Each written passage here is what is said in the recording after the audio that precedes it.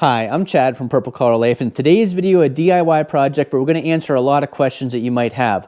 1. How do you find out how old your washing machine is, especially if it's a Whirlpool, Roper, or Speed Queen? That answer in this video. 2. How do you DIY replace your own washing machine? We're going to do that in this video. 3. If your washing machine is not filling up with either hot water or cold water or both, something you can look at to see if you have a simple solution rather than replacing the whole machine. And then 4, why you would want to look at perhaps a used appliance rather than buying new. 4 key things you could learn in this video.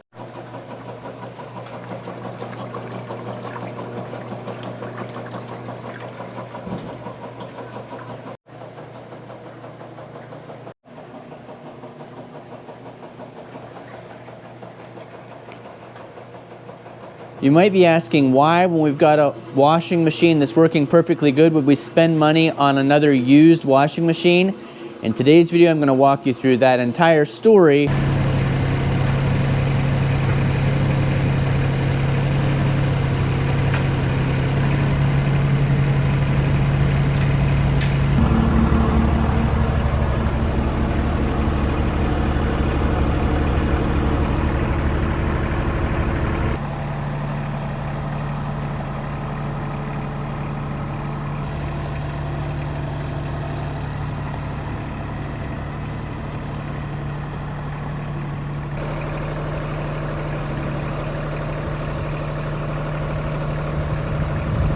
So about a month ago, our Roper washing machine stopped filling with hot water, just all of a sudden. You could put it on combination warm-cold and it would fill the cold portion but never make it any warmer. You put it on hot and it wouldn't fill at all. You put it on cold and it would work perfectly normal. So I did some research on YouTube University to try to figure out what was wrong with it, checked the screens, checked everything I could see in the hoses. I reversed and placed the cold water line into the hot water to see if it was just an issue with the hose or the water line, and it had the same issue all along. So for about the last month, we've been using this as a high efficiency washer, washing all our clothes with cold water only. So we went yesterday on a post-Christmas shopping trip to look for a washing machine. So one of the things this video might help you out with is if you're trying to figure out how to fix that hot water issue with your washer, because in the process of moving this old washer out to put our new washer in, I figured out the solution to fix it and now it's working perfectly. The other thing I'm going to tell you is how to find the age of your Roper or Whirlpool washing machine. So there is a serial number in here under the lid, so we'll talk through how to find that serial number and how to decode the date code within that serial number to see how old your washing machine is. Ours is a 2001 or a 2002 because we've got conflicting reports on that date code decoder to see how old this is. So this is roughly 22 or 23 years old. And we've done a number of DIY repairs on this. I've replaced the lid switch a couple times. I think we've replaced something with the motor at least once, and then the lines that fill the hot water and the cold water, we replaced those at least once. So let's take a look at our old washing machine here. Like I said, 21, 22, maybe 23 years old. It's a Roper by Whirlpool, 2-speed combination, heavy duty, super capacity. There's all the wash modes it has.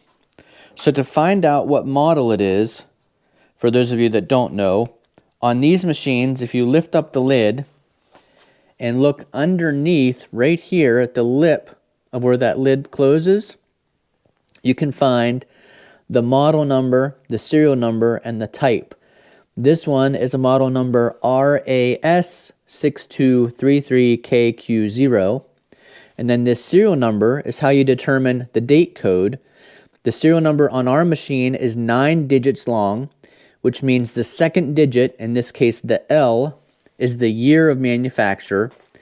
If your serial number was 10 digits long, your date code would actually be the third digit. So ours is 9 digits, it's an L. So if you look on the decoder, an L, most of the time says it's a 2001 year, And on one decoder, it says it's a 2002 year. So I've already answered that question at the beginning of the video. When we have a perfectly good working washer, why did we get another one? We were replacing this one because it wasn't perfectly good and working until I started to remove it and figured out what was wrong with it. I'm going to go ahead and unplug this. And then slide it out so we can see back into the back of it. You can replace your washer machine yourself, also your washing machine. You do need to unplug the electricity. Then you're going to have two lines, hot water and cold water, that are going into the back of the machine. You can see here, cold water inlet, hot water inlet.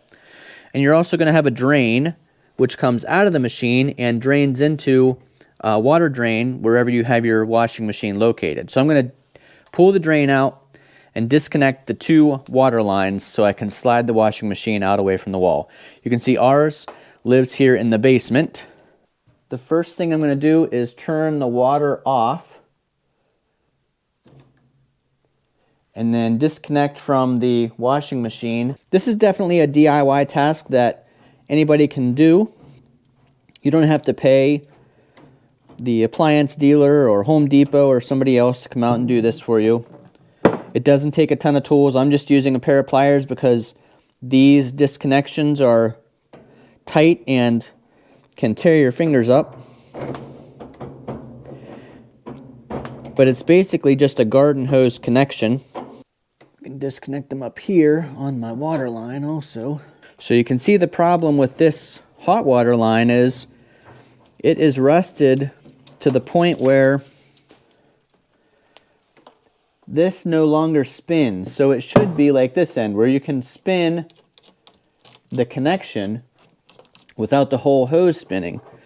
This one has rusted together and solidified, so this doesn't spin independently.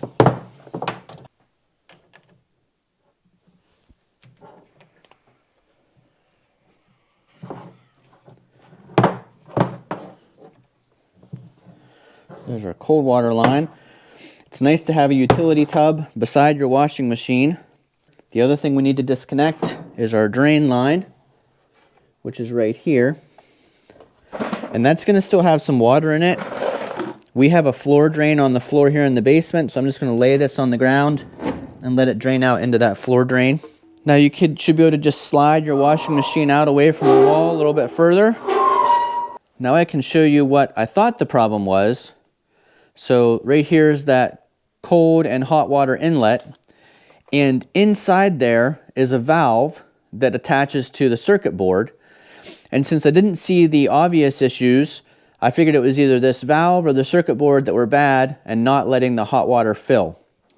But upon pulling this all out to put the new one in, I discovered that that hot water port was almost completely clogged with red rust. We do have a water well, so we do pull some hard iron water out of the ground. It does get treated by our Culligan system, but obviously some makes it into the washing machine.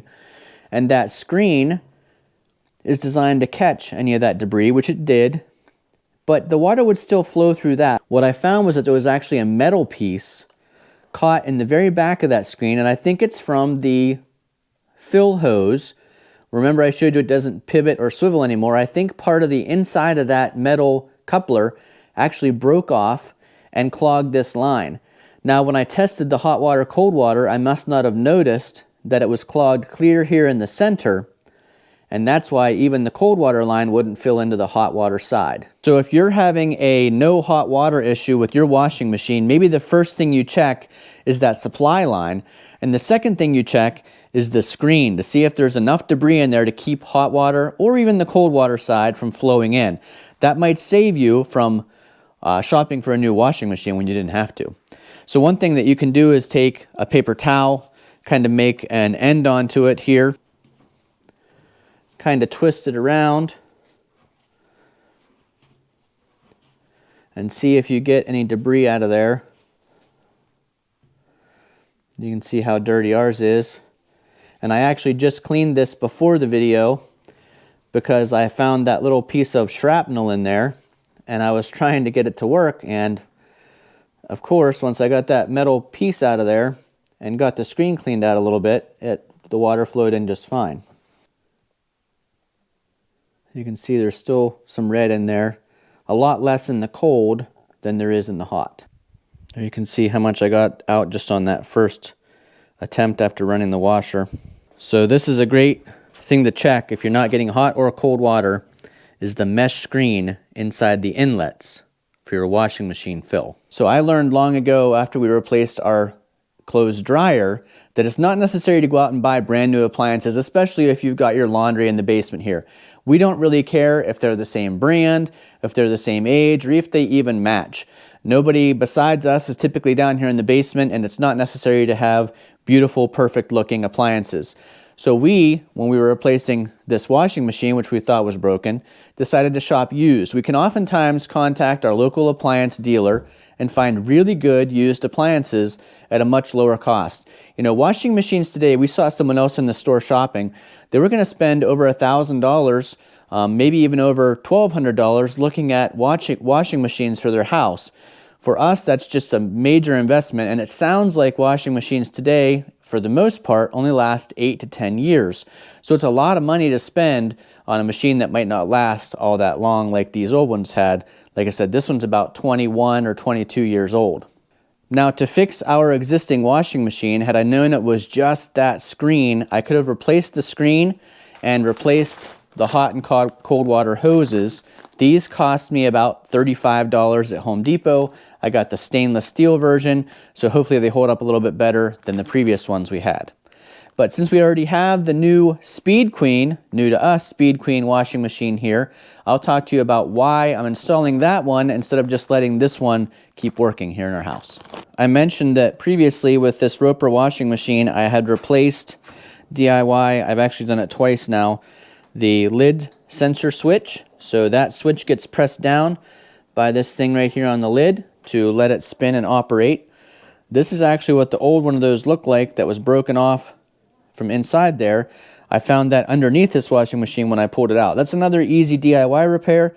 It does require lifting this top section off or having really small hands to get in here and replace the switch underneath this lip, but it is an easy DIY, and I'll put the part number for this lid switch, which I bought a couple times now from Amazon. So we're gonna go ahead and put from our new to us washing machine the drain down in our drain tube, and then right here are our hot and cold inlet. Hot is on the bottom, has an H beside it, and C is on the top.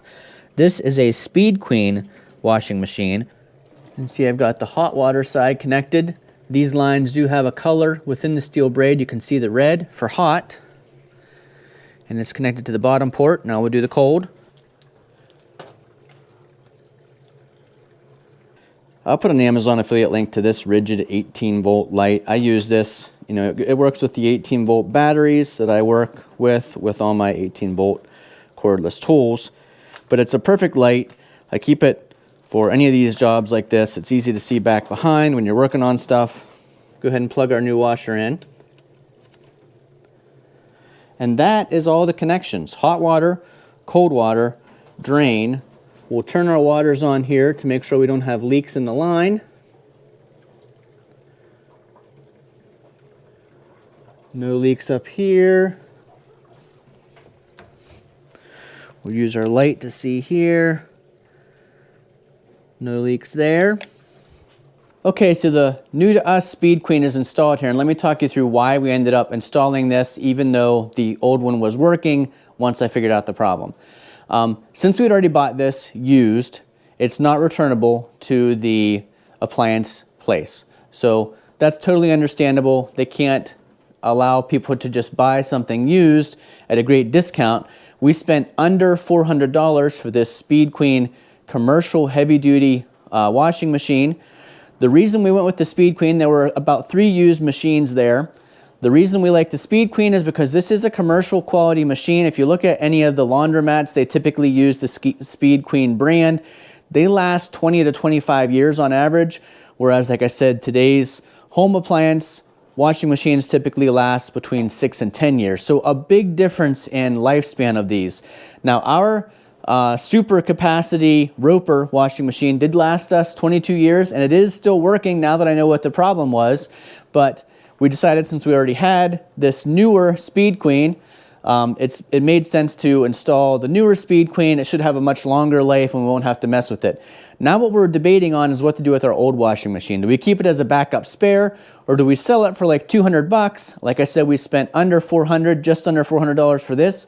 We could basically recoup half the cost of buying this machine. So like I mentioned, Speed Queen is the #1 brand when it comes to commercial grade washers and dryers. You can see this one has pretty basic controls on it. I like having the turn knobs rather than the push button. It's one less thing to go wrong on your machine. So I was happy about that. It does have a stainless steel tub, which is nice. This one, in addition to having a lid sensor, also has a lid lock. Now I don't know if I'm going to like that or not, but let me show you how you can tell how old a Speed Queen brand is. So here's the tag on this one. It's on the lid. And you can see the serial number starts with a 18. Those first 2 digits are the 2000 model year that this was built. So this was built in 2018. These are built in the United States, which is another nice thing about these appliances. Speed Queen has a really good name, so we're excited to have this machine, even though it was used 6 going on 7 years old. Happy New Year's to all of you out there. By the time you watch this, it'll probably be New Year's Eve or just after the New Year. So Jennifer's New Year present, I guess, is a new used washing machine, but a really high quality one. Really excited to have a Speed Queen here in the house. Again, trying to decide what to do with the old washing machine, if we should keep it as a spare or if we should try to sell it, get 150 or 200 bucks for it. If you guys have thoughts on that, leave a comment down below. I'd love to know what you think. It kind of is appealing to sell it for $200 if someone would pay that for a used machine that's working perfectly and recoup half of our money for our new used washer machine. So hopefully this video helped you out if you're wondering, how old is your Roper washing machine? How old is your Speed Queen washing machine? Why your washing machine isn't getting hot water or cold water to fill, and then how to replace a washing machine if you've never done that before. All certainly things that hopefully the video was helpful for, and then leave those comments down below if you would, please, what you think we should do with our old washing machine now that we have a new washing machine. Hopefully this one lasts us another 20-some years. It looks like a really good quality one. I'm going to have Jennifer do a test run through here shortly, and then we'll see how it works on our first try. One of the things I wanted to show you about the Speed Queen machine here, it does have a cycle selection, and one of them is heavy duty. So I looked that up online. If you switch to heavy duty, that does between 1 and 2 hours of washing to get your dirtiest, like you're outside, got grease on it, working out in the garage, clothes. That heavy duty cycle works really hard to get those clothes clean. Most of the time, we'll probably use the normal Eco or the Delicate, would be my guess. So first load, Jennifer's going to try hot water, small load, permanent press.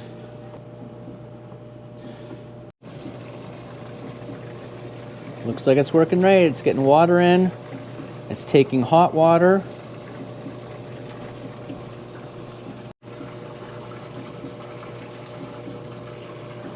I should mention another reason we went with the used washing machine is that a lot of the new ones don't have this agitator in the center, and Jennifer really wanted to have the good old-fashioned agitator in the center of the laundry load to keep that laundry moving up and down as it rotates back and forth.